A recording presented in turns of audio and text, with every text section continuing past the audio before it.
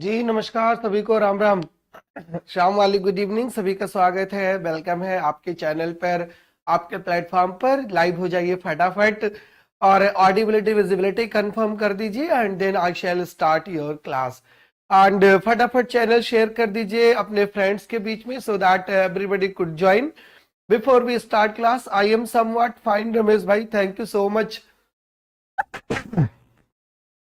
जी Julie, very very good evening. Ramesh ji को नमस्ते, मनोज शर्मा जी को भी नमस्ते, Subodh Kumar ji good evening, very very good evening, सभी को नमस्ते, सभी को सत श्री अकाल है, सभी को शाम वाली गुड मॉर्निंग है। कोई डाउट हो, कोई क्वेरी हो, कोई क्वेश्चन हो, कोई सजेशन हो, पहले शेयर कर लीजिए और फिर हम क्लास आपकी शुरू करते हैं। बिल्कुल फाइन हूँ आपके सामने, in front of you. All right, thank you so much for your concern. I saw your messages on Telegram and I heartily thank you. Thank you everyone. Should we continue? तो start किया जाए। Any query, any question that do you want to share with me, with us? Otherwise, let's proceed. Right जी, सभी को नमस्ते, अभिषेक जी को नमस्ते, फिरोज जी को नमस्ते, कविता को, सपना को, ज्योति को, अपराजिता को, Abhishek Mishra, Aparajita Raghuvanshi ji, very very good evening. Good evening Abhishek भाई, very very good evening ji. Abhishek ji, Diwali कहाँ से आ गई अभी से? मैं बिल्कुल ठीक हूँ, फाइन हूँ। संजीव जी को भी very very good evening. Let's start today session 5 of EMRS net special questions, right? though the title is here EMRS, but as you see the questions जो है यहाँ पे questions are from across literature, across genre, सबसे questions होते हैं, सबसे topics होते हैं और आप सब बेहतर तरीके से प्रिपेयर कर रहे हो। You are answering very well and for that I congratulate you and I am proud of that. जी Lucky ji, very very good evening. Shrutika ji को भी नमस्ते जी। प्रास्पिके, let's start. Question number 1 is going to appear on your screen, so just सारे guns अपने ready कर लीजिए, तैयार कर लीजिए, चैनल शेयर कर दीजिए और फिर आंसर करना शुरू करिए। This one is the first question. Arrange the following stages in a sequence in which all Shakespearean tragedies are structured.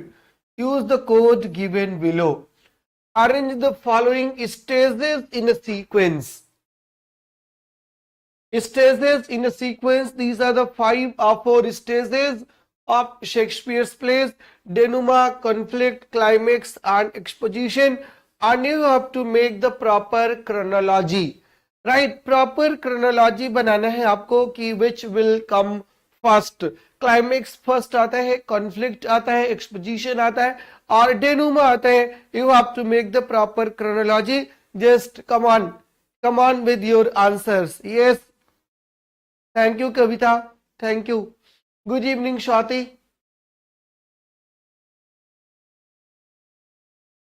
जी। अजय जी नमस्ते, बताइए। Arrange the following stages in a sequence in which all Shakespearean tragedies are structured: denouement, exposition, conflict और climax. शाबाश। The theory given by the German critic, क्या नाम था उनका? किसका pyramid आपको बताया था? फ्रेटैग्स पिरामिड, गुस्ताव फ्रेटैग, उनका पिरामिड है। नंबर 1 पर exposition, number 1 exposition, number 2 rising action, right, that is conflict, number 3 is climax and denouement is the last portion. Denouement is the last portion.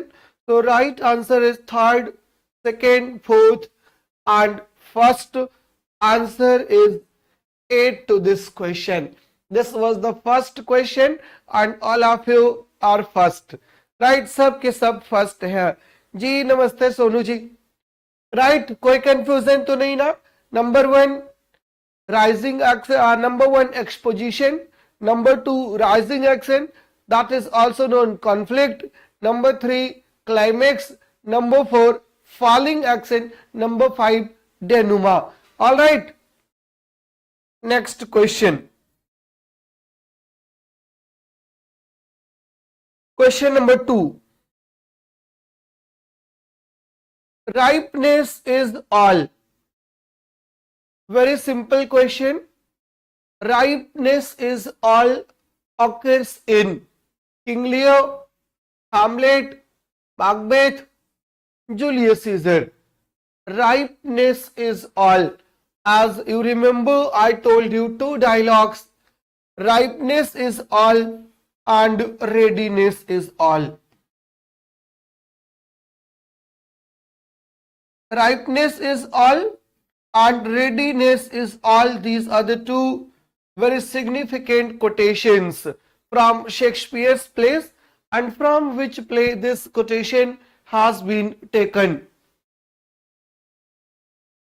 King Lear, Hamlet, Macbeth or Julius Caesar, from which play the quotation is taken. Readiness is all is the line from Hamlet. Hamlet is the tragedy of indecisiveness. Hamlet is the tragedy of too much thinking, and Macbeth is the tragedy of no thinking at all. Right? तो Macbeth के लिए ripeness is all means mature. King Lear के लिए ripeness is all, maturity is everything, and Mr. King Lear is the most immature character. Right? Answer is A to the question. All right. जी हुडा कैसे हो? बढ़िया. Third question.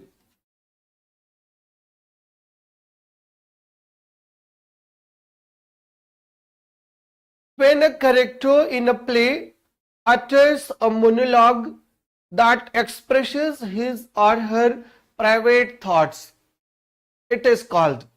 When a character expresses his or her private thought, right? In a play, he utters a monologue that expresses his psychological half, that expresses his psychological mind, private thought. उसको क्या कहा जाता है? What it is called? Soliloquy, dramatic monologue, anterior monologue और aside. हाँ जी, अभी है मुझको कोल्ड, आज क्लास ले रहा हूँ. तबीयत ठीक रहेगी कल लेंगे क्लास, अगर कल तो कल नहीं लेंगे, है ना. बट आज तो आ गए हैं तो I will complete my duty.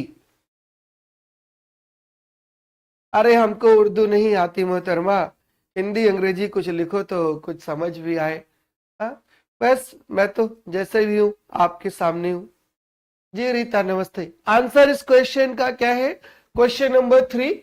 When a character in a play utters a monologue that expresses his or her private thought, his psychological bent of mind, it is called soliloquy. It is called soliloquy. So far you have solved 3 questions and all the 3 questions के answer क्या है? A for Allahabad. ठीक हो Rita, thank you. Right, soliloquy. Next question, that is question number 4.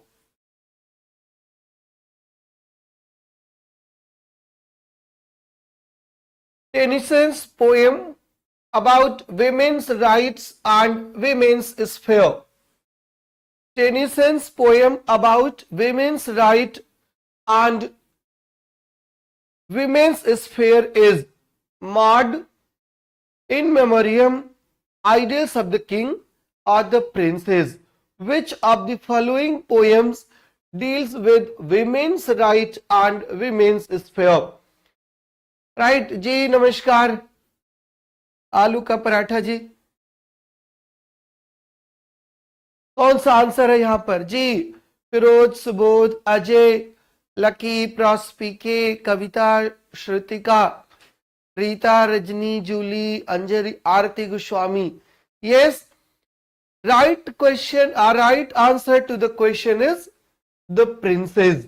Right, in Princess, Tennyson talks about women's right and women's education.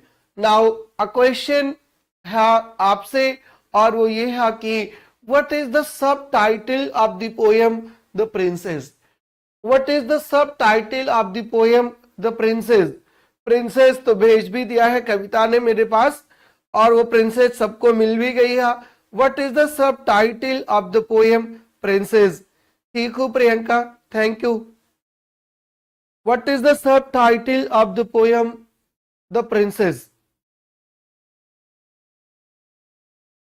The princess is not only a simple poem, but it is a melodrama, it is a suspense, right? It is full of suspense, right? Two is in our check, thank you so much. Yes, but you didn't tell the answer, the subtitle of the poem The Princess. The poem Princess had a subtitle a medley, not only medley, but a medley. Medley means mixture, miscellaneous. Alright, miscellaneous. So that was the answer.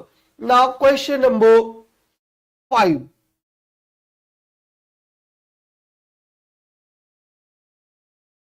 What is doggerel?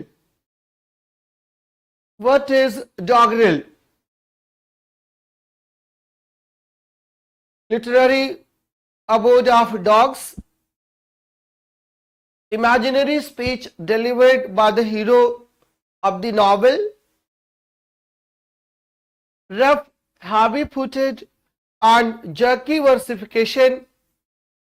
Painting of 14th century Florence. What is doggerel?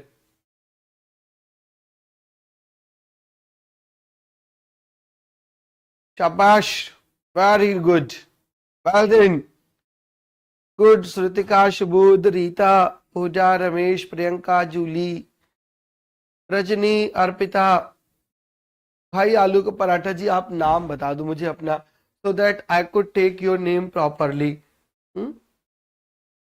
Doggerel is a type of versification, right? Doggerel is a type of versification and popularized by Skelton,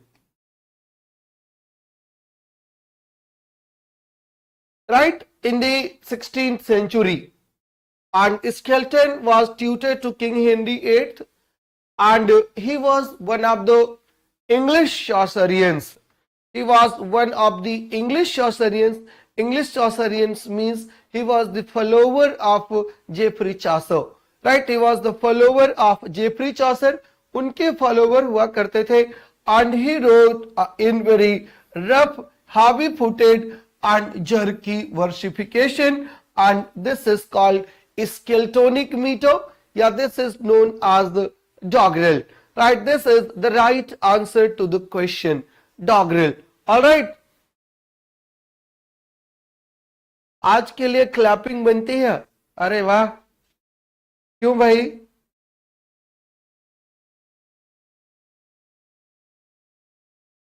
Which of the following is not true in the context of closet drama? Right? Which of the following is not true in the context of closet drama? What is the closet drama? Closet means closed space. Closet here means a room, particular room or a library. And closet drama was not performed, as you know, but closet drama was written to be read, right? To be read के लिए, पढ़ने के लिए उसको लिखा जाता था. And which of the following 4 options is not correct in the context of closet drama? Anjali जी नमस्ते, ठीक हूं बिल्कुल, first class. A closet drama is written in dramatic form. Very true. A closet drama is written in dramatic form without any dialogue. और फिर दिया हुआ है, a closet drama is intended by the author to be read rather than to be performed. Milton's Samson Agonist, Byron's Manfred, Shelley's Prometheus Unbound are the examples of closet drama. All right. Clear नहीं दिख रहा है? अरे भाई ऐसा नहीं हो सकता, इससे बेहतर तो क्वालिटी भी नहीं हो सकती. और यही क्वालिटी तो रोज ही रहती है ना, सेम क्वालिटी रोज रहती है. BLC भी ऑन है. अब आई डोंट थिंक कि इससे बेहतर मेरे इंस्ट्रूमेंट पर हो सकता है. जो है मेरे पास चेक कर लेता हूं एक बार अपने सिस्टम में भी।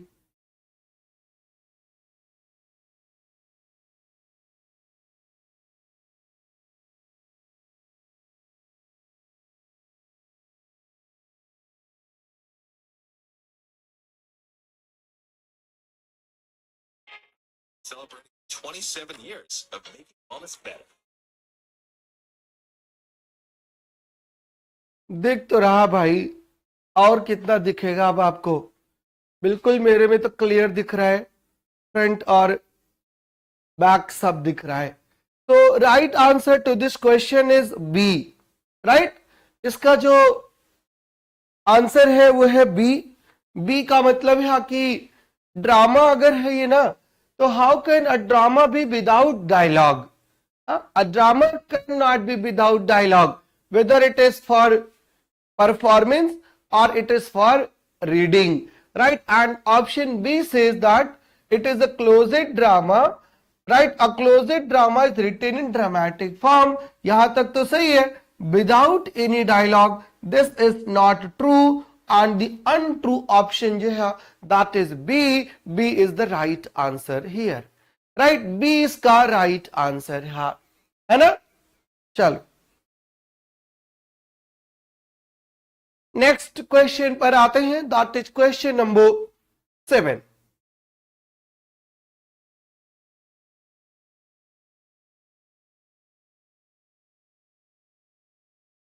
भावना जी नमस्ते।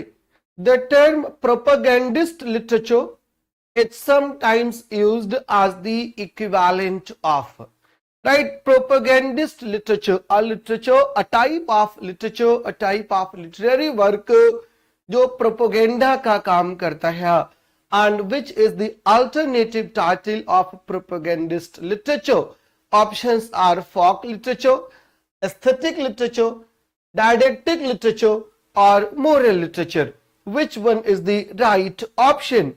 Right, didactic literature, propagandist literature, folk literature, aesthetic literature, moral literature, these are the options. Which one is the right option?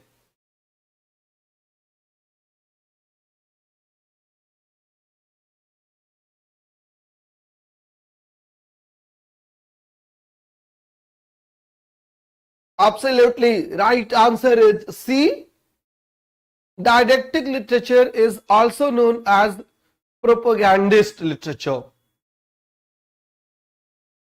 Next, simple, very simple question, very simple.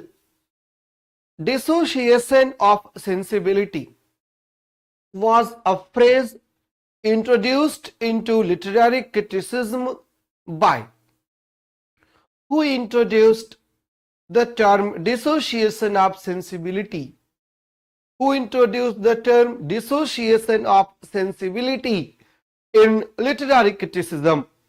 John Donne, John Milton, T.S. Eliot or I.A. Richards? Right? Yes, Bhavna, fine. Dissociation of sensibility was a phrase introduced into literary criticism by whom? By T.S. Eliot. Absolutely right. T.S. Eliot used the phrase unification of sensibility and dissociation of sensibility in his essay, The Metaphysical Poets. The Metaphysical Poets. And there are two sensibilities according to T.S. Eliot, and the two sensibilities कौन-कौन सी हैं? Intellect and emotion. And romantic poetry में क्या है? Is filled with emotions, and 18th century poetry is filled with intellect. That is dissociation of sensibility. The perfect example जो है poetry का, that is unification of sensibility, and the poets who combines both emotion and intellect, they were metaphysical poets. They were the followers of John Donne and Donne himself in the views of T.S. Eliot. Right, T.S. Eliot used the term dissociation of sensibility very pejoratively, very derogatively, बहुत negatively उसको use किया है। The best poet जो है, best poet का example है one who unifies both the sensibilities and they were John Donne and his followers, metaphysical poets. All right, next question, that is question number 9.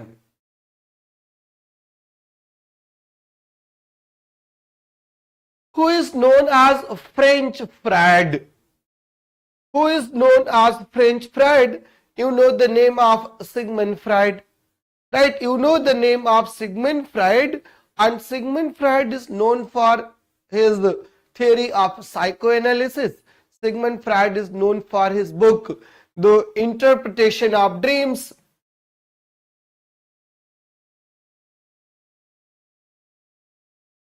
Interpretation of Dreams. This is the book of Sigmund Freud, published in 1900.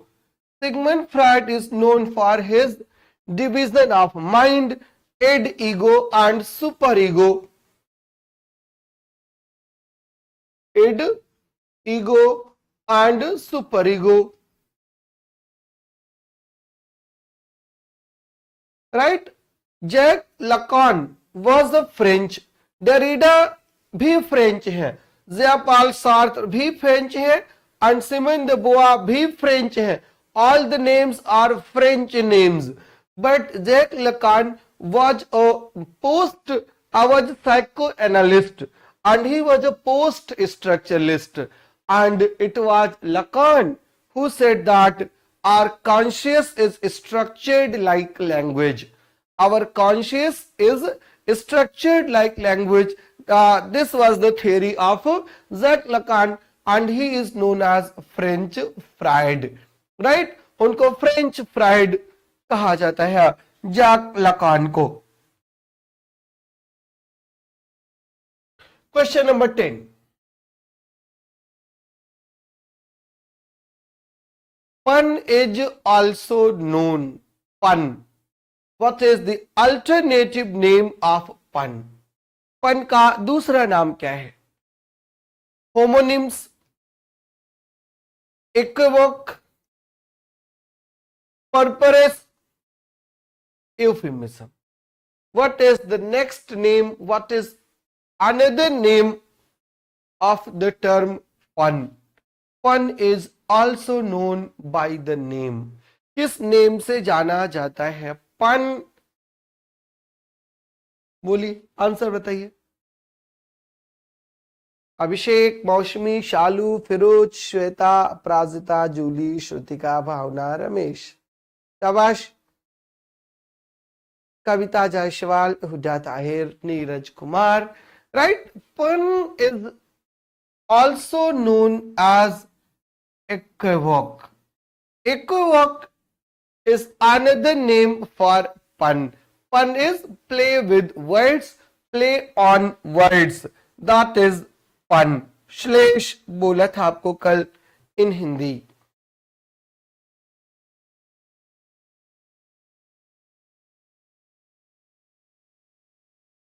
Next question. Trilus and Cressida,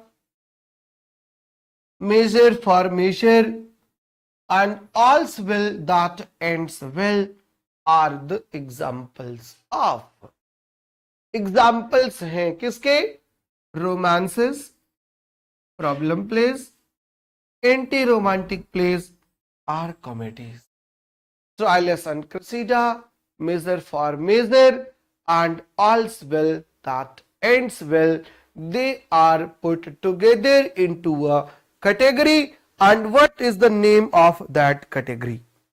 उस category का नाम क्या है? They are called romances? No. नहीं हुई थी भावना. They are not romances. Shakespeare के जो रोमांस है, they are the last plays of Shakespeare. वो लास्ट प्लेस है, जैसे the Tempest, all's well that ends well तो नहीं है ना उसमें. द टेम्पेस्ट को कहा जाता है कि वो रोमांस है. Pericles the prince of Tyre, उसे कहा जाता है कि वो रोमांस है। And these three plays are put into the category of problem plays. इनको प्रॉब्लम प्लेज जनरली कहा जाता है। Troilus and Cressida, measure for measure and all's well that ends well को। And do you know that when Shakespeare's plays were published in 1623 in the first folio, at that time there were only 3 categories of his plays. उनके plays की सिर्फ 3 categories थी, histories, comedies and tragedies. Histories, comedies and tragedies, but later critics made several categories: romances, problem plays, dark comedies, serious comedies. Right? These were the divisions made by the later critics, later editors, but initially when Shakespeare's plays were brought out in 1623, there were only 3 categories: comedies, tragedies and histories. Alright, next question.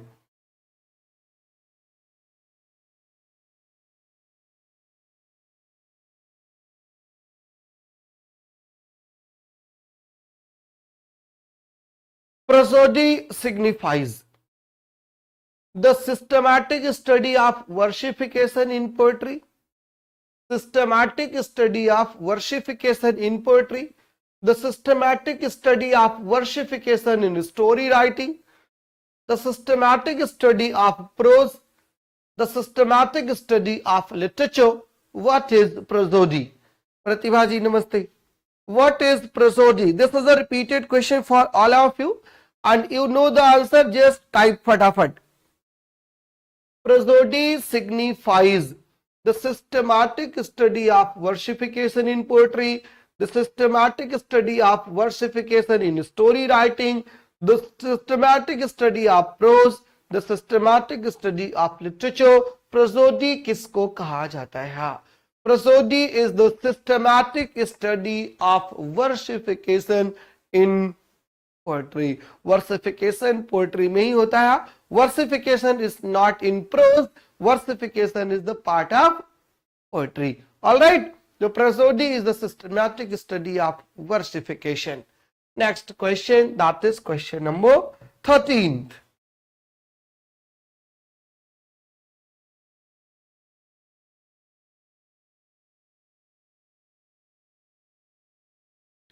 The phrase poetic license was coined by.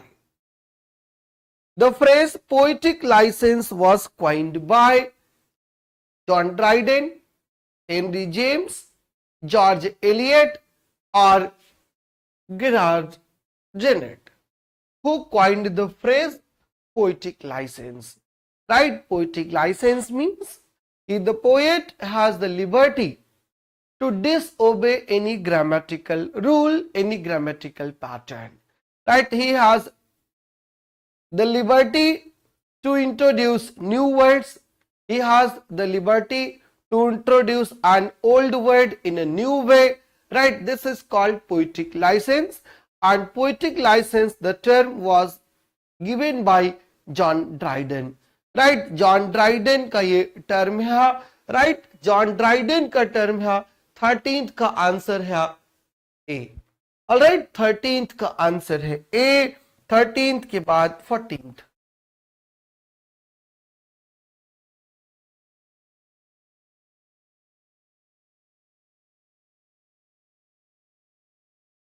The King James's Bible was published in. King James's Bible was published in which year? जी शशि जी नमस्ते. King James's Bible. King James. Who was King James?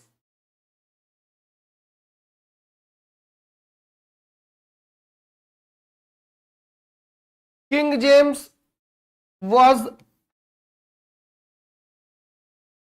King James VI of Scotland. He was King James VI of Scotland. And when Queen Elizabeth died in 1603, she was unmarried. So she didn't have any heir apparent. कोई उत्तराधिकारी नहीं था, और जब कोई उत्तराधिकारी नहीं था, then in 1603, sorry 1603, King James VI of Scotland was called to England. उसको इंग्लैंड बुलाया गया, and in 1603 he was made the king of England and Scotland under the title James I. Right? James VI of Scotland became James I of Scotland and England. And from James I, another dynasty starts, that is called Stuart dynasty. And before James I, which dynasty was ruling? Before James I, Tudor dynasty was in power. Tudor dynasty was in power, and the kings and queens of Tudor dynasty were Henry VII, Henry VIII, Edward VI, Queen Mary, Queen Elizabeth. They were वो कहाँ से थे ये? They were from Tudor dynasty. And when Stuart dynasty starts, King James I, King Charles I, then King Charles II, and then King James II. These four kings belong to Stuart dynasty. And when James I came to the throne in 1603, religious upheaval once again burst. Religious upheaval फिर शुरू होता है, and he called a meeting, और उस meeting में it was decided that the Bibles that are here in England, they are all lacking something or other. So he ordered to a band of scholars, 47 scholars were involved, and they wrote the Bible, right? They wrote the Bible, and that Bible is called King's Bible or authorized version of Bible. King's Bible or authorized version of Bible कहा जाता है उसको.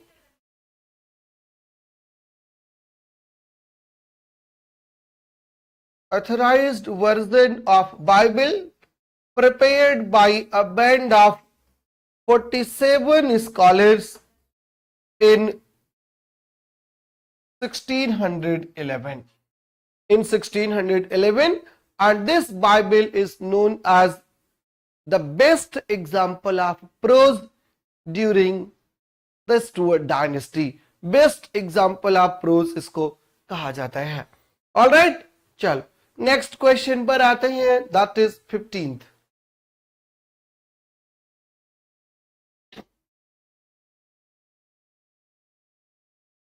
T.S. Eliot oftenly used a phrase, a name in fact,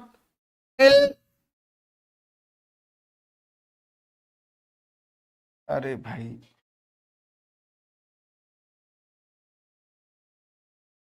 Miziller Fabro, which is the expression T.S. Eliot used for, or what is the meaning of this phrase? What is the meaning of this name?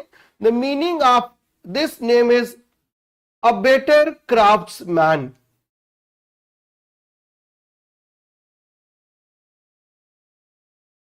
A better craftsman. And for whom T.S. Eliot used the phrase better craftsman. And here I want to give one more clue. T.S. Eliot's The Wasteland was pruned by that person. उसी ने T.S. Eliot की Wasteland की editing की थी, and T.S. Eliot dedicated his Wasteland to that person only, and that person was none other than Ezra Pound. Ezra Pound was an American poet like T.S. Eliot. He came to England, got the citizenship, and settled here. So right answer to the question is D. L. Miziller Fabro is Ezra Pound. Right, वो Ezra Pound है और कोई नहीं है. Question number 16.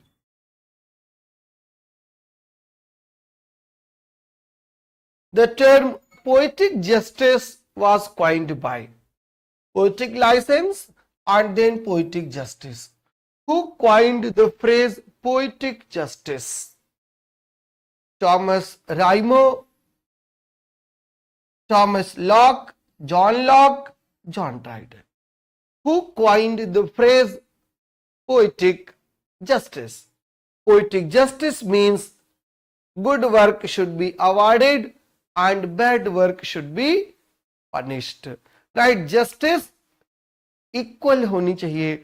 For good work there must be reward, and for the bad one there must be punishment. And this phrase poetic justice was coined in the neoclassical period by Thomas Rhymer. Yes, absolutely. आप सबका answer सही है. Now here is an assignment. In which work Mr. Thomas Rhymer coined the phrase poetic justice? All right, in which work he coined the phrase poetic justice? किस work में उन्होंने poetic justice term coin किया है? ये आपको answer करना है in the comment box of your video. Right, comment box में आपको जाकर के कमेंट करना है in which book mister Thomas Rymer coined the phrase poetic justice. Alright, in which work Thomas Rhymer coined the phrase poetic justice?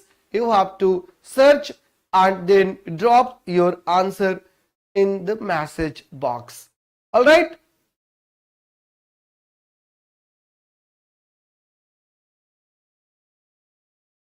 Next question.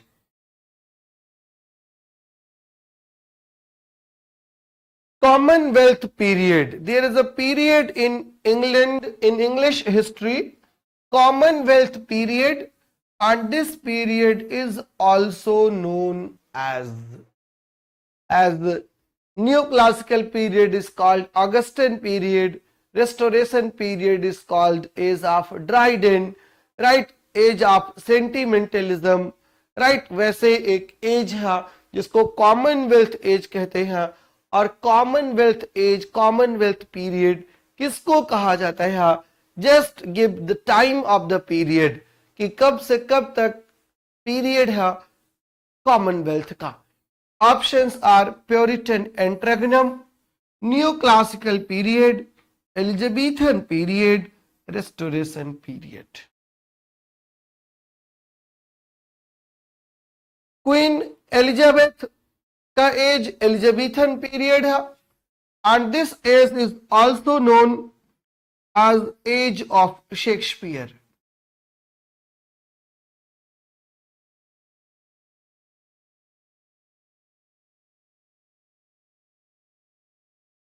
Restoration period is known as age of Dryden.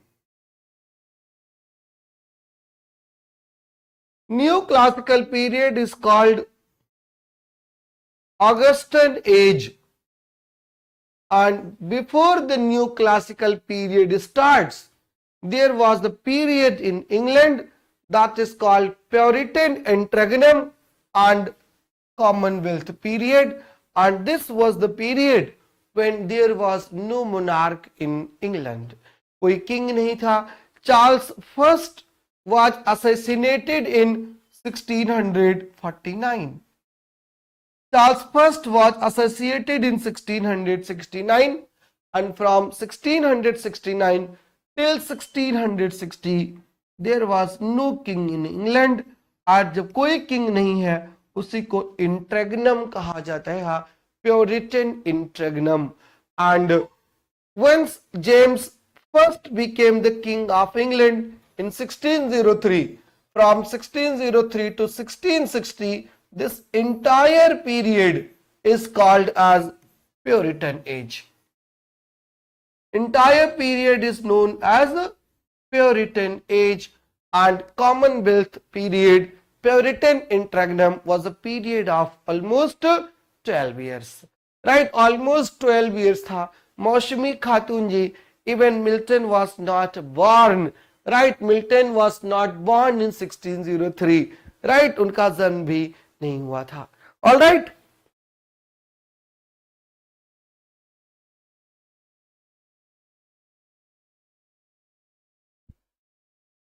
Next question.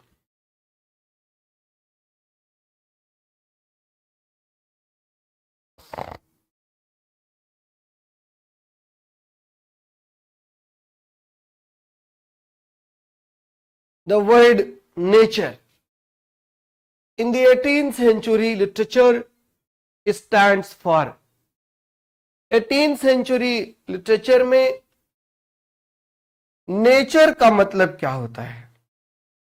The word nature in the 18th century literature stands for nature of writing, external nature, human nature, or the universe. The word nature in 18th century writing. Yes, Ajay Mishra, Lucky Upadhyay, Achek, Rajani Shahu. Where are others? Tough आ गया क्या question?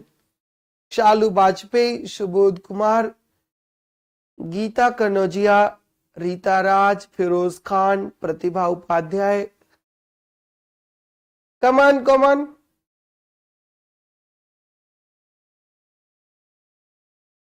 सपना, Mausami, Rinki. Yes. Nature of writing, external nature, human nature, the universe. Which one is the correct option? Right option कौन सा है? Right option is human nature. Right option is human nature. Alexander Pope was talking about human nature. Right, the proper study of man is mankind. Proper study of man is mankind. 18th century में जो nature है that is human nature, और जो romantic as का nature है that is the nature of the outer world. Right, outer world का nature है 19th century literature का, रोमांटिक एज का जो नेचर है, एंड 18th सेंचुरी का जो नेचर है that is human nature. Alright, next question 19th. Who is given credit for first using the term romantic? Who is given credit for first using the term romantic? Friedrich Schlegel, Kant, Coleridge, or Schiller? Who used the term romantic for the first time? 4 options are given. You have to click the answer. Who coined the term romantic? Who is given the credit? Who is given the credit for first using the term romantic?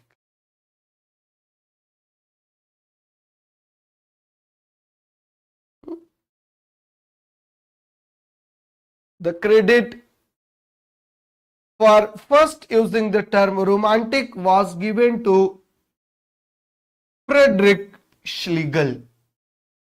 Frederick Schlegel को credit है. It is said that it was Frederick Schlegel who used the term romantic for the first time. Right, 19th century poetry के लिए first time romantic term was used by Frederick Schlegel.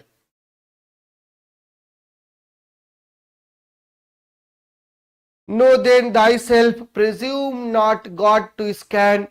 The proper study of mankind is man. Yes, Fazal, absolutely true. ये भी ये part 1 में हमारे यहाँ syllabus में था पहले. सन्स ऑफ बेन कौन थे? Question number 20.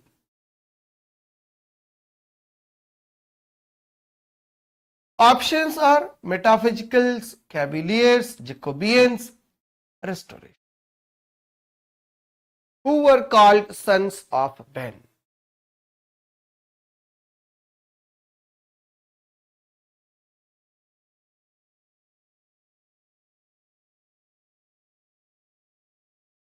Come on, देख रहा हूं सबके answer. Please keep on answering.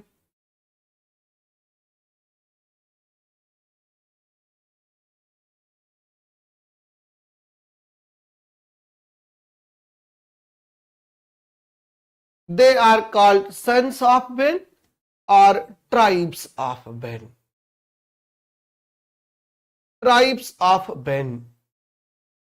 And metaphysicals were the follower of not Ben but Dun. Dun के फॉलोवर्स जो है वो मेटाफिजिकल्स हैं और बेन के फॉलोवर्स काविलियर्स हैं. काविलियर्स मतलब they were basically court poets.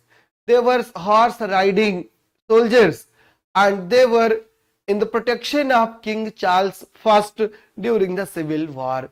Right? They used to write poetry and they were soldiers as well, and they used to write love poetry, especially in imitation of or in influence of Ben Jonson. That's why they are called sons of Ben or tribe of Ben. Right? Sons of Ben or tribe of Ben, cavalier poets here, and cavalier poets and metaphysicals both hails from 17th century poetry. Next question.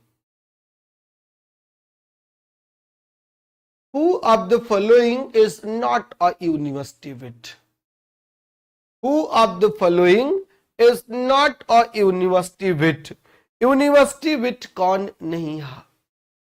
John Webster, Robert Greene, Thomas Kidd or Christopher Marlowe? Who is not the university wit? Very simple. Very, very simple. Now, here Webster is in the option and Kidd is in the option. And in fact, neither Webster nor Thomas Kidd was a university wit. Neither Webster nor Thomas Kidd was a university wit. दोनों नहीं है.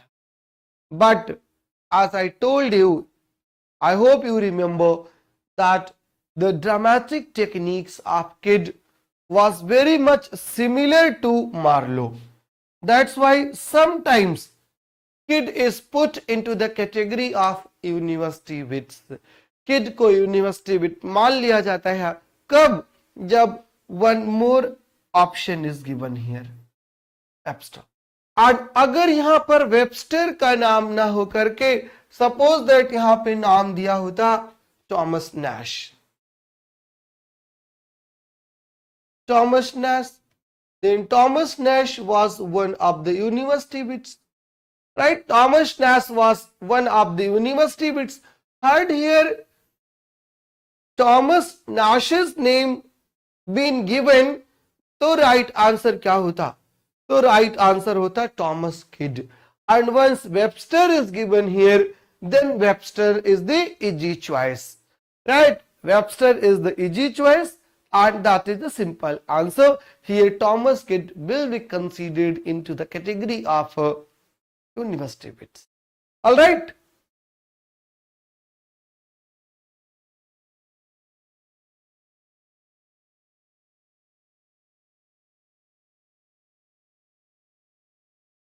Victorian age witnessed a clash between Victorian age witnessed a clash between faith and reason, tradition and modernity, Oriental and Occidental civilization, Romanticism and Neo-Romanticism.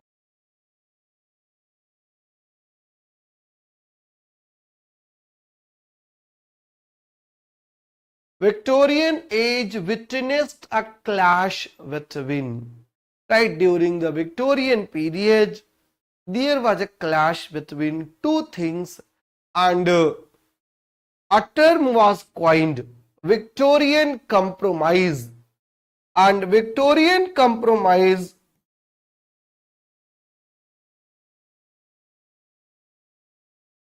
tried to resolve the issues, right? Try to suppress the clash between answer बताओ. Some of you have given answers, some of have you not given answer. the clash was between faith and reason. Faith and reason. Books like Origin of Species, right? Books like Origin of Species by whom? And books like Communist Manifesto,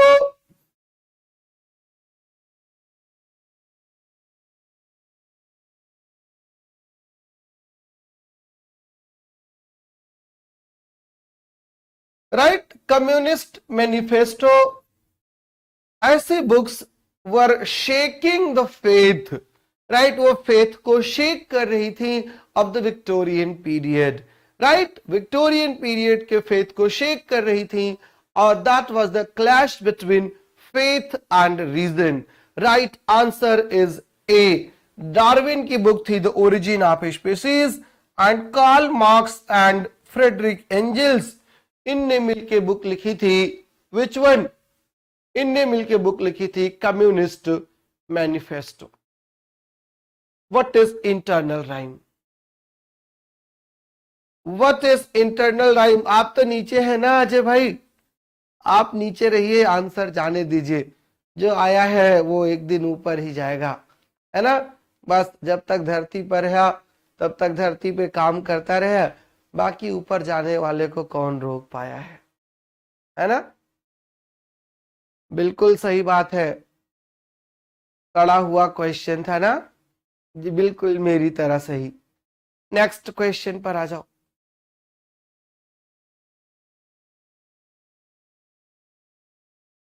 Internal rhyme is the basic rhythmic structure of a poem.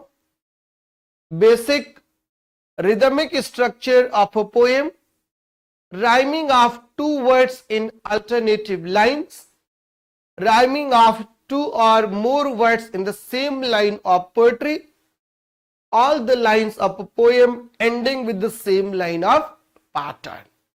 Which one is called the internal rhyme? As Archak told that the last question was sada hua and this question is pada hua. All right. So where are you, Archak ji? You are in between. Your answer is incorrect and the right answer is C. Internal rhyme means two words of the same sentence rhyme. Two words of the same sentence rhyme, that is called internal rhyme. Alright, so right answer has been given by everyone apart from you. Alright, that is the right answer, C. Now, let's proceed to the next question, 24th.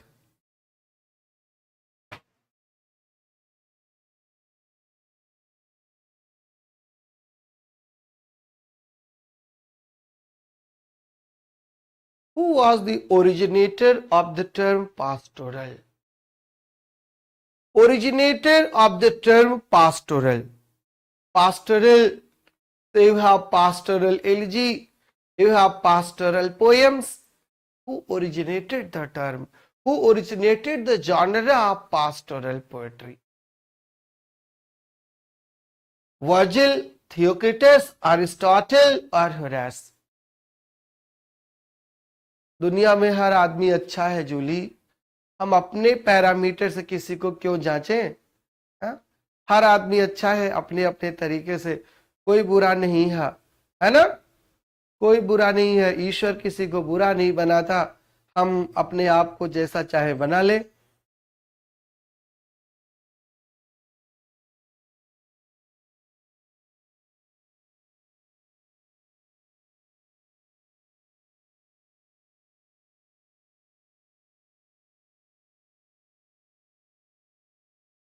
Theocritus was a Greek poet and he started writing on pastoral themes. He started writing on pastoral themes, and from Theocritus it was taken by Virgil, and Virgil wrote his Georgics. right? But Virgil wrote his Georgics in pastoral, right? So the originator of the pastoral is Theocritus.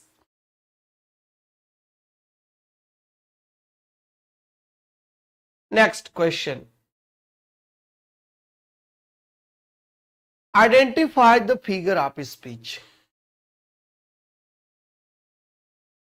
The moon of doves in immemorial elms and murmuring of innumerable bees.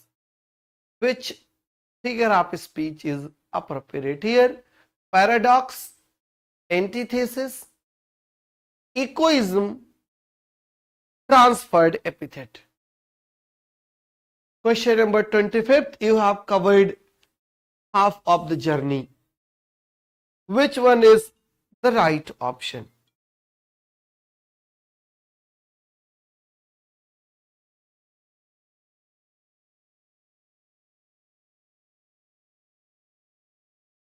Figure of speech कौन सी यहाँ पे?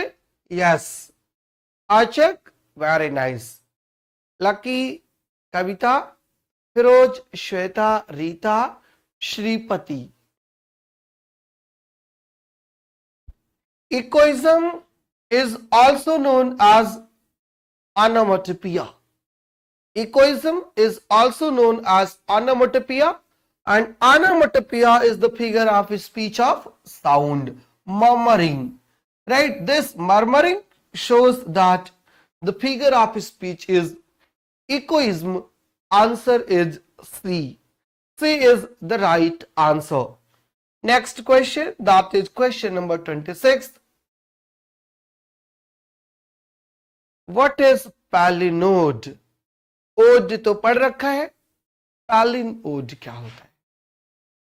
Read the options.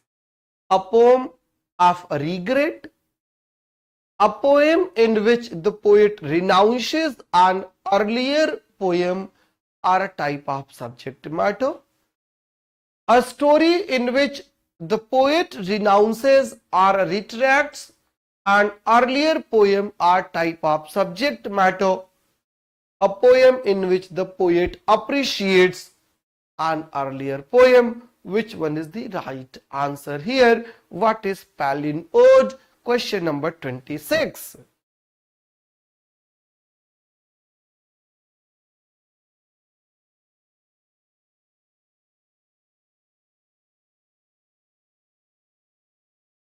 Ji, Sonu, Ajay, Pratibha, Firoz, Hooda, Neeraj, Neha, Bhavna, Shweta Tripathi, yes, शाबाश, lucky Upadhyay, Subodh Kumar, सपना, जूली. चले next question पर. पूजा Maurya, very good, शाबाश. palinode is the poem. Point number 1. palinode is the poem, और इस ऐसी पोएम होती है where the poet renounces his previous poem. जो पहले उसने लिखा था उस पोएम को रिनाउंस करता है. उस पोएम को रिनाउंस माने क्या होता है पता है ना? The real literal meaning of the term renounce जरा बताइएगा एक बार, क्या होता है? आंसर फिलहाल जिस क्वेश्चन का है that is B. A poem in which the poet renounces an earlier poem or type of subject matter. An earlier poem or type of subject matter, that is called palinode. Right answer to the question is A. The poet renounces, he regrets, he says that whatever he has written earlier was not true, but what is he writing now, that is true. Right, this is called palinode. All right, yes, Shripati, correct.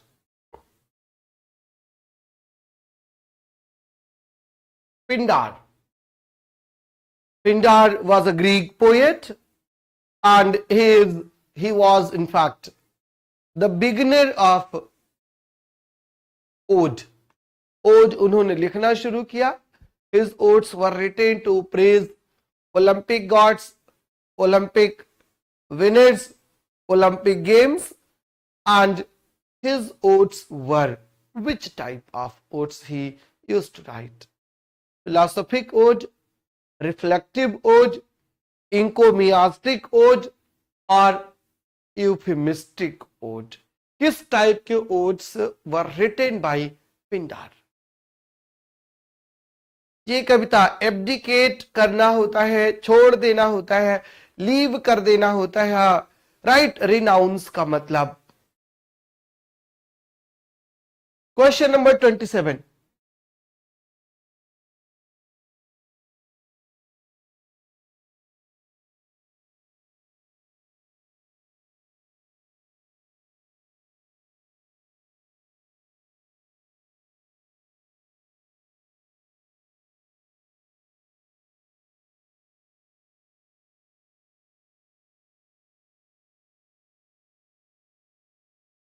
शाबाश। इंकोमियास्टिक ओज होते हैं Pindar के odes. Encomiastic, answer is C. Encomiastic means that is written in praise of someone, to eulogize someone, to appreciate someone। जो किसी को appreciate करने के लिए, यूलोजाइज करने के लिए, प्रशंसा करने के लिए लिखे जाते हैं, वो इंकोमियास्टिक ओड होते हैं।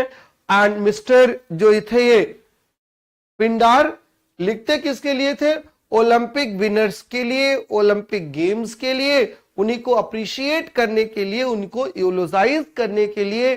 सो right answer to the question is C, encomiastic. 28th,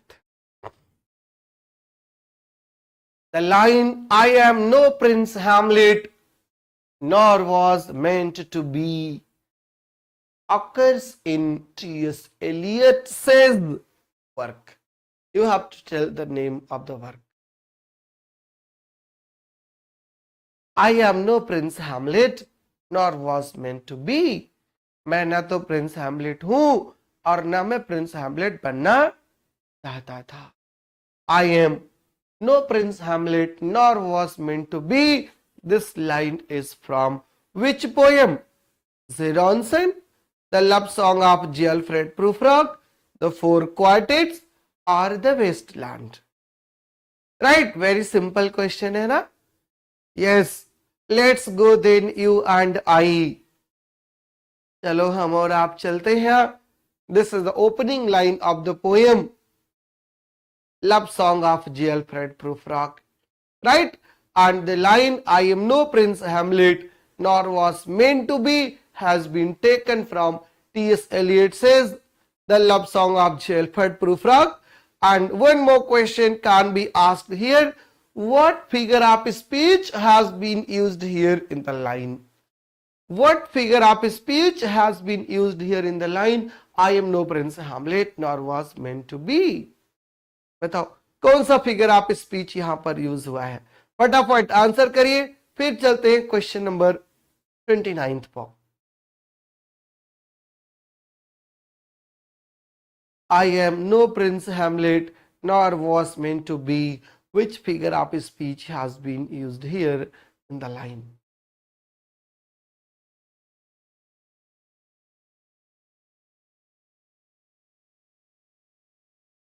Next question.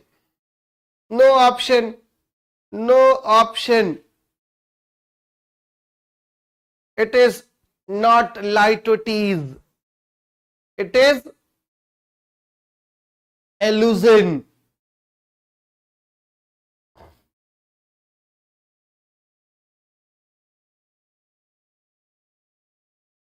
Because T.S. Eliot has given the reference of a character Hamlet, उसको बोलते हैं illusion, right?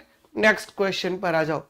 The phrase objective correlative was introduced into literary criticism by T.S. Eliot, Washington Alston, Booker T. Washington Richards IA. Question number 29.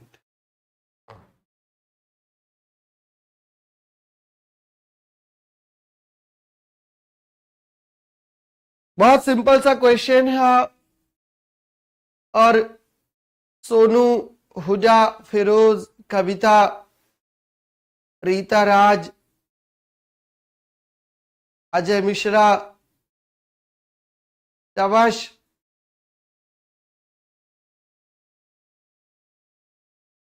इतने लोगों ने blunder किया है। Blunder, blunder समझते हो ना, सजाए मौत, उसके नीचे कोई सजा आपको नहीं मिलनी चाहिए। मैं चाहे जितना समझाऊं, आपके सेहत पर कोई फर्क नहीं पड़ता है ना। आप आंसर वही दोगे जो तुम्हारा मन होगा। श्वेता भी उसी लाइन में आकर खड़ी हो गई हैं, है ना। जितने नाम मैंने लिए हैं उन सब का आंसर गलत है। लकी का भी आंसर गलत है, क्योंकि आप लोगों ने क्वेश्चन पढ़ा ही नहीं है ना। कान पकड़ के ना, अगर भी क्लास में होते कह देता कान पकड़ के 100 बार उठो बैठो, 100 बार उठो बैठो कान पकड़ के, फिर कभी क्वेश्चन गलत नहीं होगा। क्या क्वेश्चन पूछ रहा है?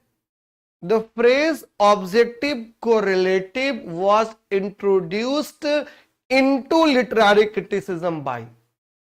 आपने आंसर क्या दिया है?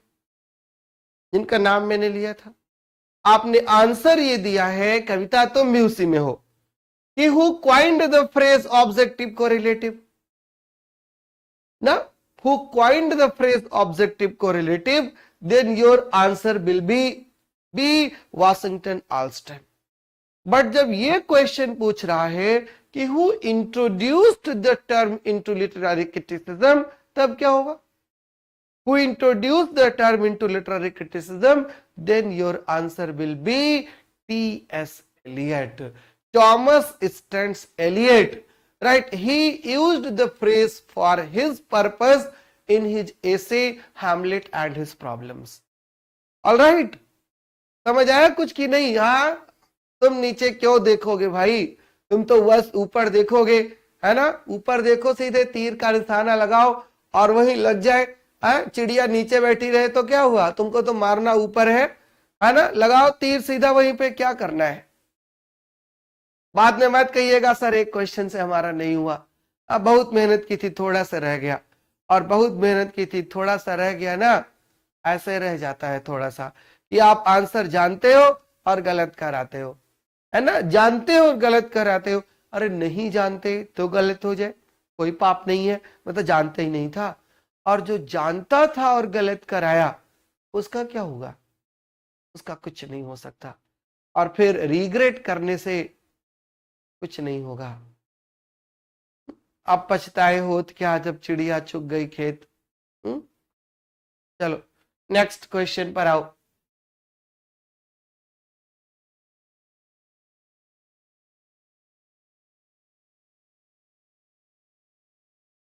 Fancy deals with, fancy deals with, किससे डील करती है आप fancy?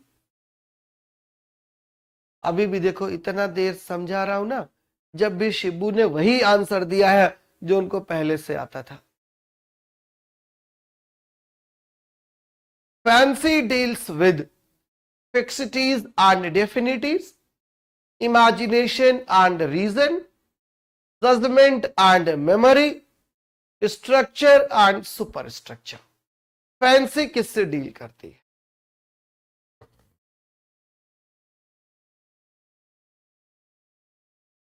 Samuel Taylor Coleridge divided the faculties of mind into two parts, fancy and imagination। Fancy deals with fixities and definities। Answer इसका है A, fancy deals with fixities and definities. Right answer is A. And imagination is the creative power. Imagination is plastic. Fancy is not creative. Fancy is the mode of memory. Fancy is the mode of memory. it deals with facts, it deals with definitions, right? It is not imaginative. Right answer to the question is A. All right, देखिए कितना easy question था ना, answer इसका ए है. Question number 31.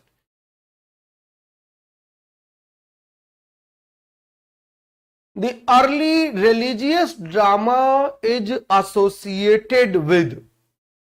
Early religious drama is associated with superstitions and beliefs, mysteries and histories, interludes and mysteries, miracles and moralities. The early religious drama is associated with.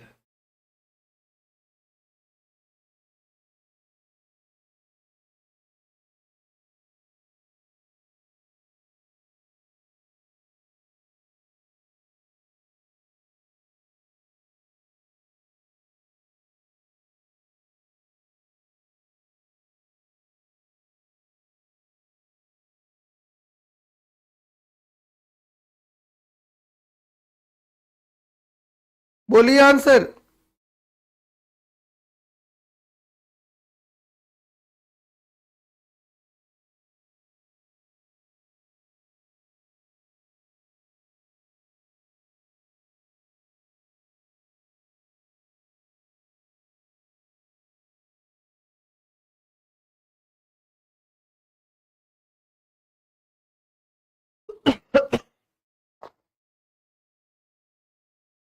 देखो दिल वाले भाई साहब आगे हमारे पास कितना सारा दिल लेके आते हैं. Early religious dramas deal with miracles and morality. Miracle and morality से डील करते थे अर्ली रिलीजियस ड्रामास. किससे? मिराकल एंड मोरालिटी से. Next question.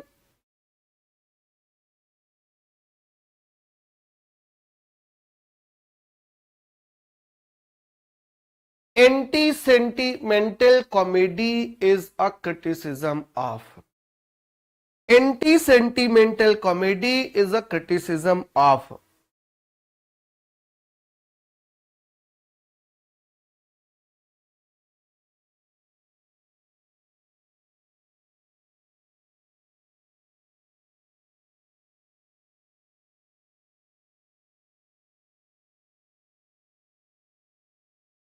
Loss of moral purpose, excess of emotion, excess of reason, loss of human feelings. Anti-sentimental comedy is the criticism of. किसका criticism है वो? Loss of moral purpose का, excess of emotion का, excess of reason का, या फिर loss of human feelings का. बोलो. Anti-sentimentalism is a criticism of excess of emotion. Excess of emotion है इसका right answer. Anti-sentimental comedies is a criticism of excess of emotions.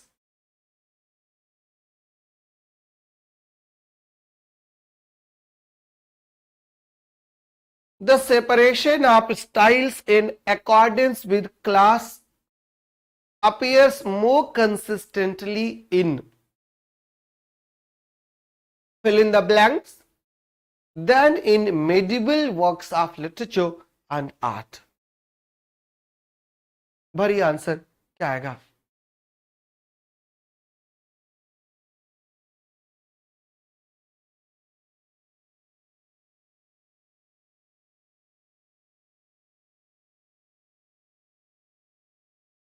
The separation of styles, समझ आया question की नहीं?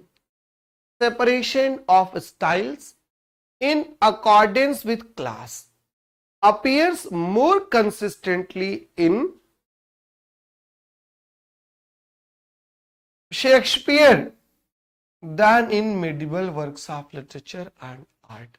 यहां पर क्वेश्चन ये कह रहा है कि it was Shakespeare who made discrimination on the basis of their class. High class people, aristocratic people spoke in blank verse, and the lower class people, rustic people, pastoral people spoke in prose. ये demarcation है Shakespeare का, and the demarcation that Shakespeare made, ऐसा तो medieval age में भी नहीं था. यही इस क्वेश्चन का इसेंस है. आंसर इसका है B for Shakespeare. Next, had we but world enough and time, this coyness lady were no crime. This is the statement. These are the lines from Andrew Marvell's poem to his coy mistress. And here in the poem, figure of speech पूछा गया है आपसे. Had we but world enough and time, this coyness lady were no crime. Lady ये कोई coyness नहीं था.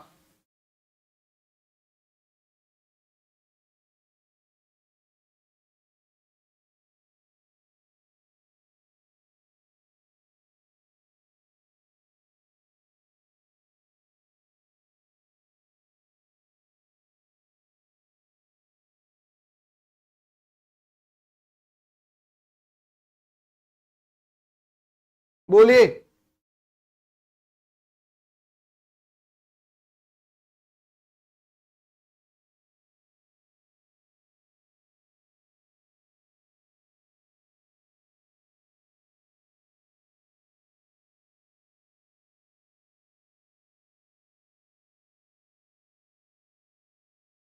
Irony है ना, पक्का, शाबाश. किसी ने तो पैराडॉक्स भी बताया है, किसी ने आयरनी भी बताया है, और किसी ने, चलो सी और डी तो किसी ने नहीं बताया है. जो भी है मामला, ए और बी में ही कंफ्यूजन है. नहीं, हेमलता जी बहुत दिन के बाद आज ज्वाइन की हैं. हेमलता जी बिल्कुल वेलकम बैक. ऑल राइट, सो आगे थे आपका, और राइट आंसर इस क्वेश्चन का है irony. right question, right answer to the question is irony. Next question.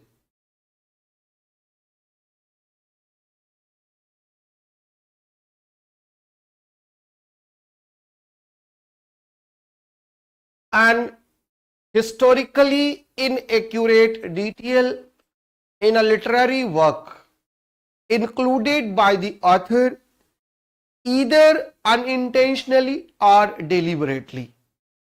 Either intentionally or deliberately is called, क्या कहते हैं उसको?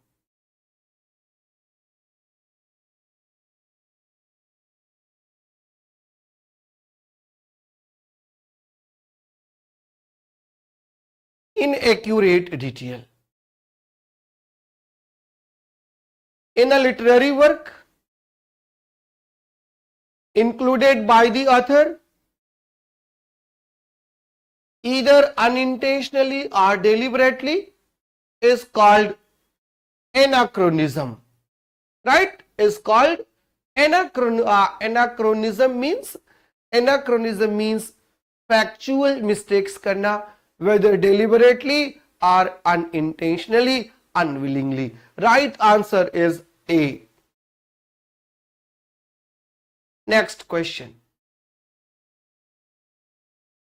Keep up your bright swords, for the dew will rust them. Good senior, you shall more command with ears than with your weapons. The above lines are from Othello.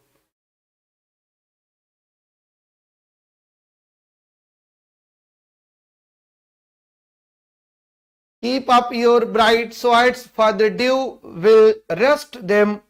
Good senior, you shall more command with ears than with your weapons. The above lines are addresses by Othello to जी अर्चक, आपको questions अच्छे नहीं लगते तो आप सड़े हुए लगते हैं तो आप क्लास क्यों लेती हैं? अरे भाई क्लास लेने दो, उसका भी एक दिन माइंड परिवर्तित होगा। पता है गौतम बुद्ध एक बार महाराजा प्रसेनजित ने गौतम बुद्ध को बुलवाया। अंगुलमाल एक डाकू था, बहुत परेशान थे उससे। अंगुलमाल लोगों को पकड़ करके मार दिया करता था और उसकी उंगली काट करके माला बनाकर पहन लिया करता था।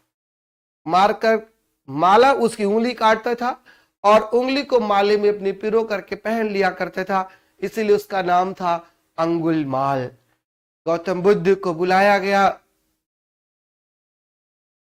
प्रसेनजित ने बुलवाया, महाराज गुरुदेव इससे हमें मुक्ति दिलाए। और गौतम बुद्ध अंगुलमाल से मिलने निकल पड़े बिना किसी अस्त्र और शस्त्र के। अंगुलमाल मिला, पूछा इनसे, इनको पहले तो मारने के लिए दौड़ा, लेकिन कहा इन्होंने शांत हो जाओ। और अंगुलमाल ने कहा आपको डर नहीं लगता, आप हमारे पास ऐसे आ गए?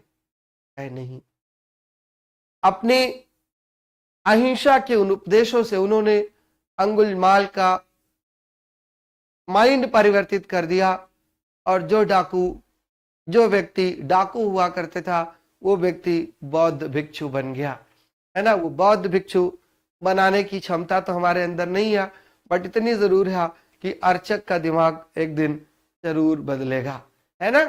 चलो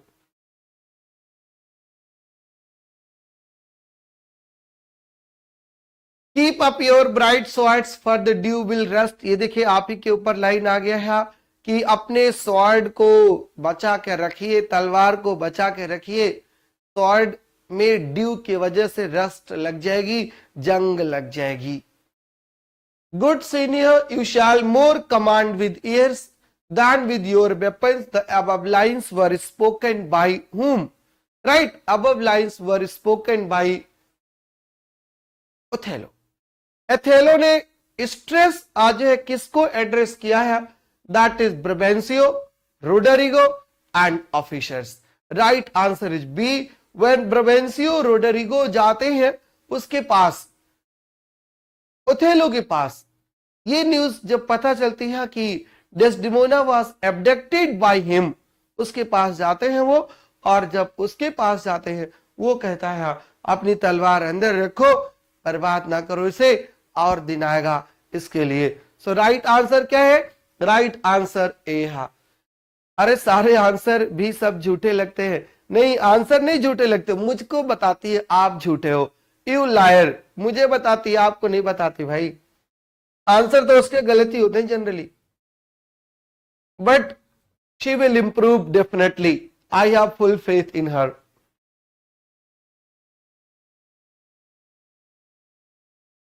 जी वैशाली की नगर वधु, बिल्कुल सही है Amrapali. That glory never shall his wrath or might extort from me. The line is from Paradise Lost. That glory never shall his wrath, wrath माने गुस्सा, might माने पावर, extort from me, वो जो ग्लोरी है ना मेरे पास, वो उसका पावर, वो उसका गुस्सा मुझसे नहीं ले सकता। कौन सा पावर है, कौन सी ग्लोरी है सैटन के पास, that can not be taken away by God himself. Right answer बताना है। That glory never shall his wrath or might extort from me, मेरे से एक्सटॉर्ट नहीं कर पाएगी। Which glory is being discussed here by Saturn? Saturn has only one glory, that is his unconquerable will. कौन सी glory है उसके अंदर? उसके अंदर ग्लोरी है अनकंकरेबल विल, और वो अनकंकरेबल विल जो है the courage never to submit और yield, this glory is being referred here. That glory never shall his wrath or might extort from me, that is from Paradise Lost book one, and the glory being referred here is his unconquerable will. Alright, answer to the question is A, the courage never to submit or yield. Next question, 38th. And if no piece of chronicle we prove, we will build, fill in the blanks में से भरना है, petty rooms. These lines are from John Donne's poem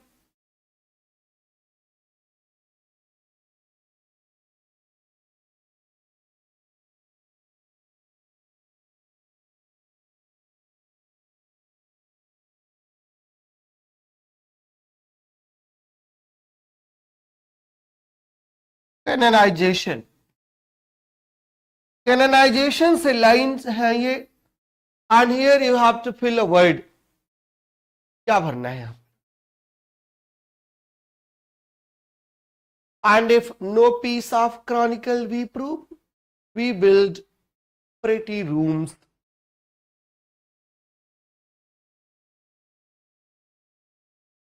Sonnets. Right? We build sonnets, pretty rooms. This is the right answer here. That is C. Question number 39th.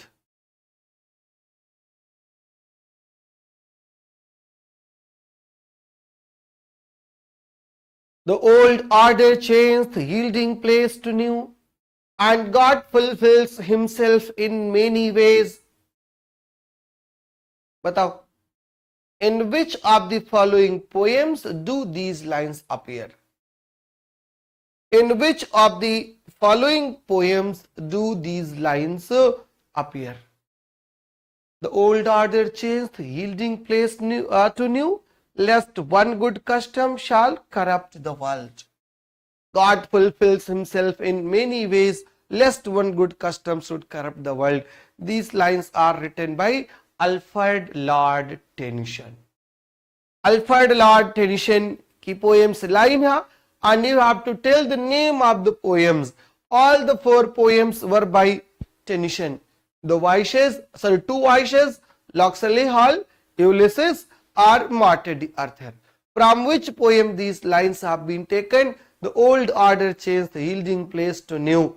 Right? The old order changed, the yielding place to new, and God fulfills himself in many ways, lest one good custom should corrupt the world.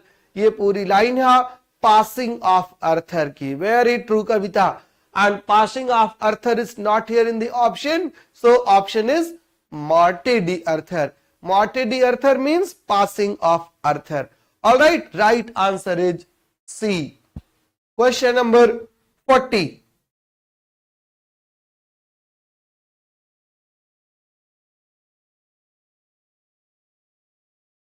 Matthew Arnold's statement, the greatness of a poet lies in his powerful and beautiful application of ideas to life.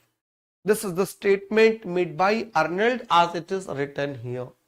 The greatness of a poet, Arnold says, lies in his powerful and beautiful application of ideas to life. But a critic pointed out it was not putting it as if ideas were a lotion for the inflamed skin of suffering humanity. Who was the critic? Arnold was attacked. Arnold was criticized by another critic, and the another critic was T.S. Eliot. Another critic was T.S. Eliot. T.S. Eliot made a negative statement against Matthew Arnold's statement about the greatness of the critic. Next question, 41st. Theatre of cruelty is a type of drama coined by. Theatre of cruelty was coined by Robert Bruston, Antonin Artaud, Augusto Boal, Luigi Piranha. Who coined the phrase theatre of cruelty? Question number 41st.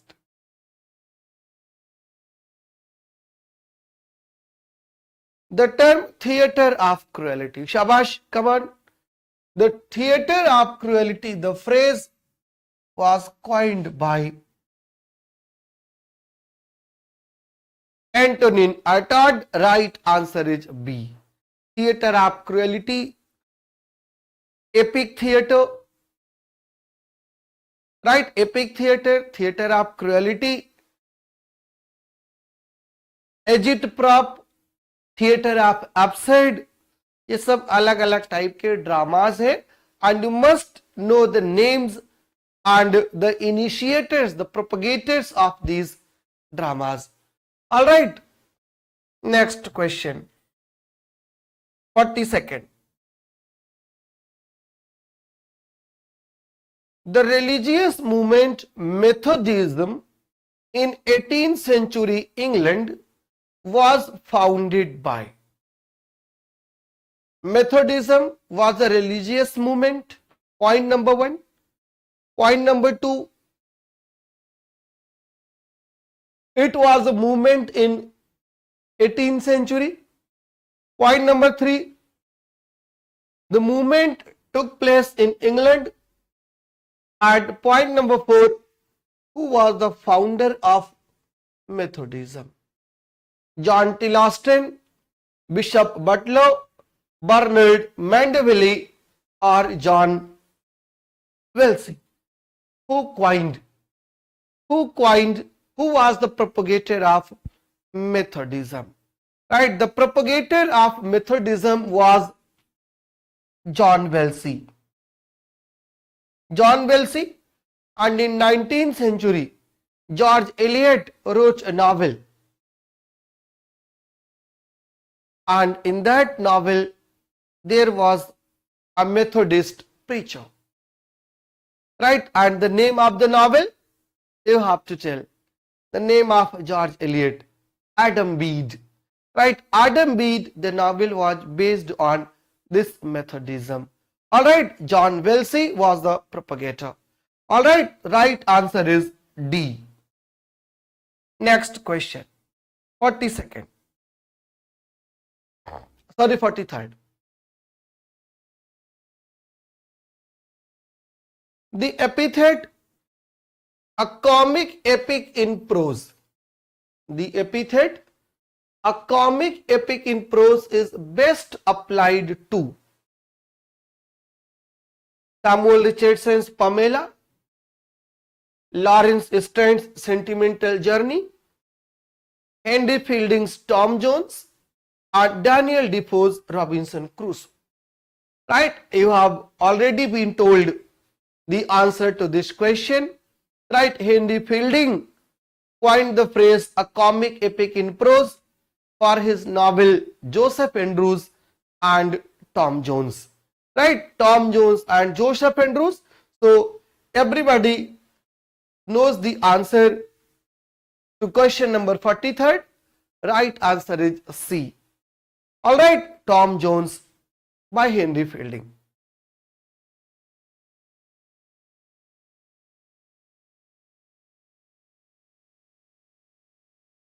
A thing of beauty is a joy forever is the opening line of. A thing of beauty is a joy forever is the opening line of. Very simple question. Isabella or the pot of basil?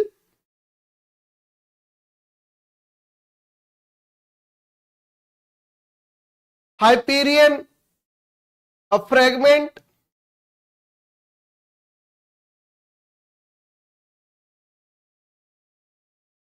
Sohrab and Rustam is a poem by Matthew Arnold, and these three, Isabella, Hyperion and Endymion, these three poems are by John Keats. And the opening line of Endymion is, a thing of beauty is a joy forever, its loveliness increases, it will never pass into nothingness. These are the opening lines of the poem Endymion. Alright, so right answer to the question is D for Delhi. Next question.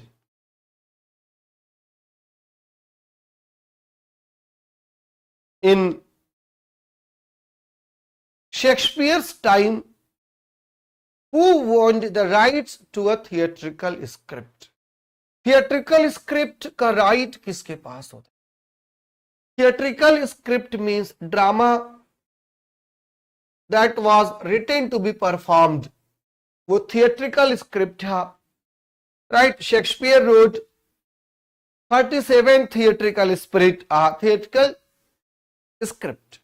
And who was the real owner of the script? उसका owner कौन होता था? The playwrights, जो लिखता था वो, the patron of the acting company, like Queen Elizabeth was the patron of the company, so she was the owner. The printer, there was no professional printer, or the acting company. Who owned the right to a theatrical script? Theatrical script was owned by the acting company, right? Acting company के पास उसका पूरा right होता था, और इसलिए after the death of William Shakespeare, two of his fellow actors, two actors of his own company, Hemmings and Condell, they collected the manuscript, they collected the theatrical script, right? और फिर उनको publish कराया under the title First Folio, right? So right answer to the question is D. It was the acting company of the time who owned the rights to theatrical script. All right. Question number 45, answer number D. 46th.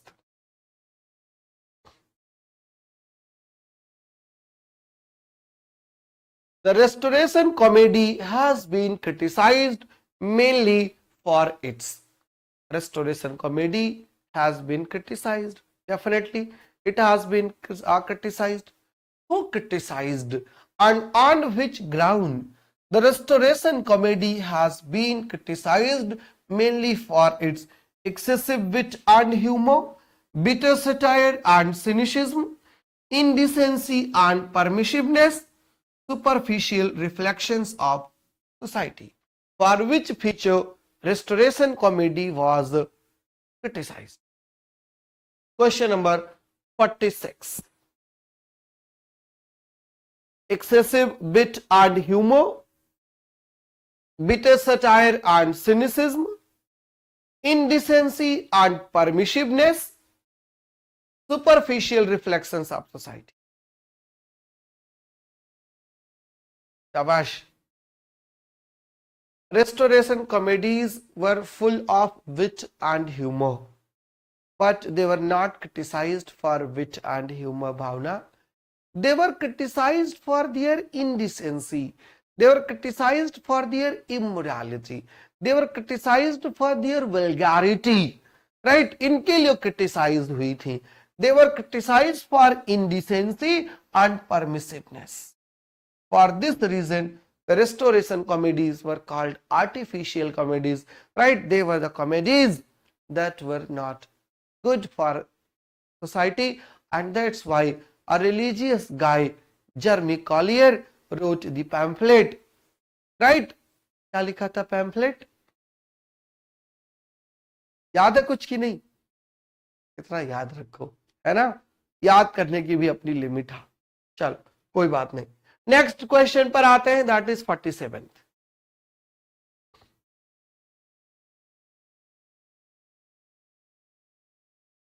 On seeing whom does Miranda exclaim, "O Father, surely that is a spirit, Lord, how it looks about."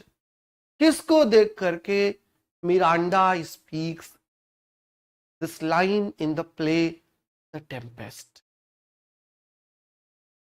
On seeing whom does Miranda exclaim, "O Father, surely that is a spirit, surely that is a spirit, Lord, how it looks about." कैसे दिखता है ये, कौन बंदा है ये? कालीबन, Ferdinand, Alonso और शाबाश, ये हुई ना बात, दैट इज स्पिरिट, है ना। Right answer is Ferdinand. Miranda अपने फादर के बाद जो दूसरा आदमी देखती है ना, वो फर्डिनेंड होता है।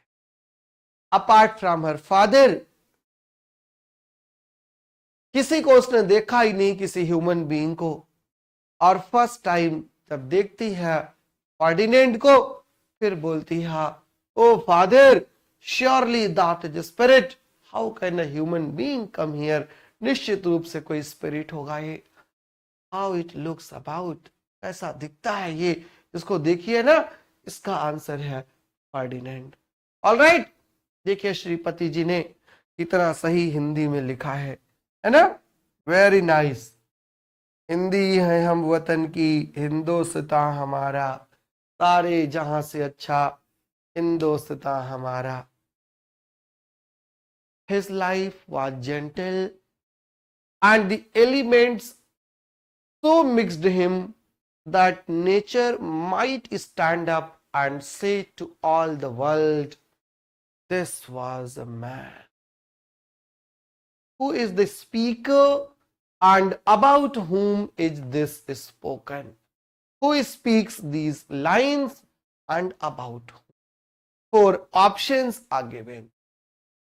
His life was gentle and the elements so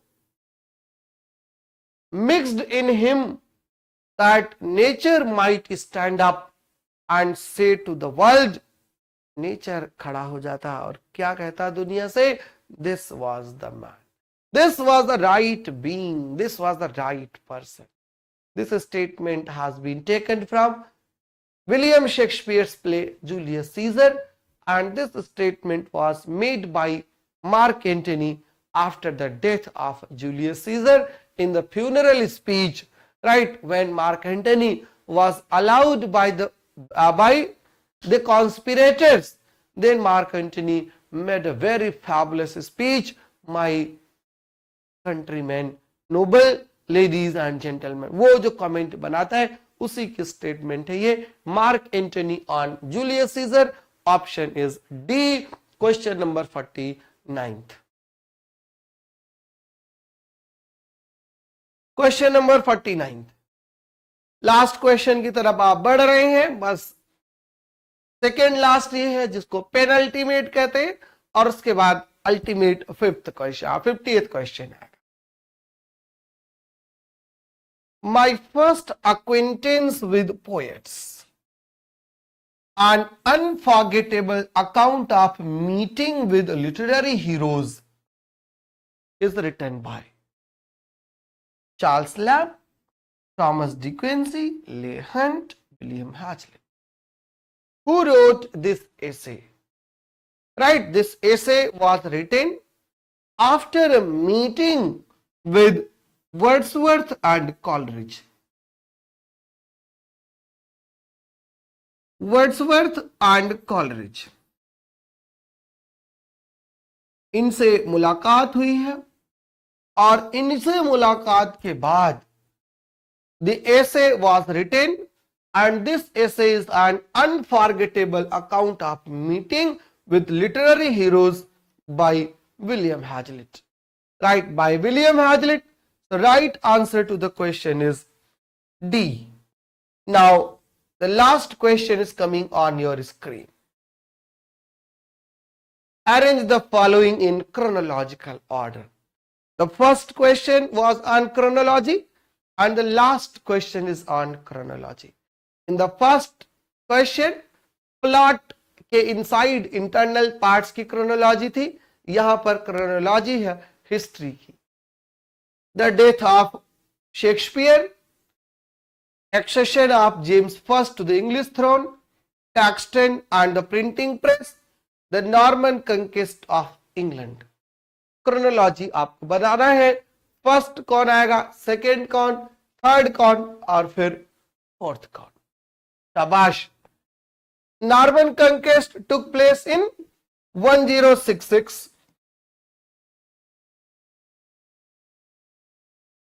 text and printing press 1476. James first came to the throne in 1603 and William Shakespeare died in 1616. So chronologies from D to A: fourth, third, second and first, and this is the right answer. Right answer to the question is A. कविता तुमने D कैसे लगा दिया बताओ? हाँ? कविता ने D कैसे लगा दिया भाई? चलो कोई बात नहीं, गलती से छप गया होगा। ये था आज का आपका आखिरी क्वेश्चन, आज का आपका अंतिम प्रश्न, और आई होप आपको अंतिम प्रश्न भी अच्छे से समझ आ गया होगा। Thank you so much for joining the class, thank you so much for your patience and your love for me. All the best, good luck, meet you soon in the next class with a few more questions. Good luck, bye bye, take care, good night.